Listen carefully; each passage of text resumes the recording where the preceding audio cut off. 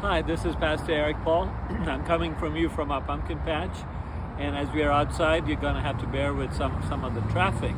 But again, want to remind you, invite you all who are listening to come out to the pumpkin patch, bring some unsaved friends, and if you want to know about the reality of Jesus in our lives, come by and talk to one of our volunteers.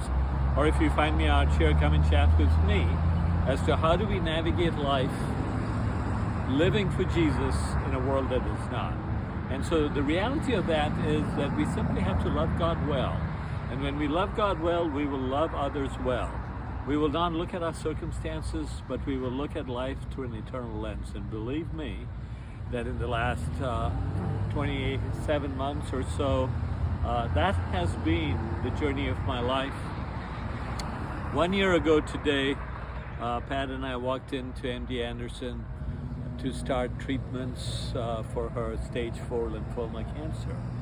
And you all know that the Lord did not answer one of my greatest prayers to save her life. But the Lord did confirm that we need to live on mission. For her journey was over and she stepped into glory. And one of the ways we do that is as we interact with the Sermon on the Mount. It talks about in chapter 7, 1 through 14 that we're going to interact with this week, is the reality of discernment and living the golden rule.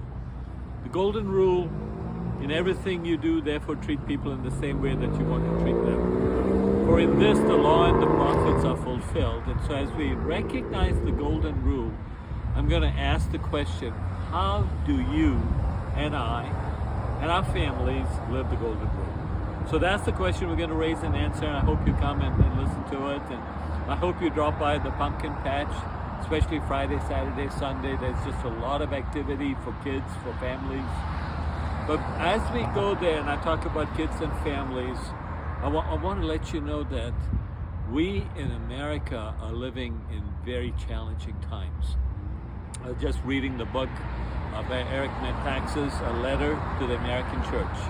And the letter to the American church is really a wake-up call for us as a church, as a family of God, to be really alert to the times in which we are living in. And the times in which we are living in are very dangerous for families and for children.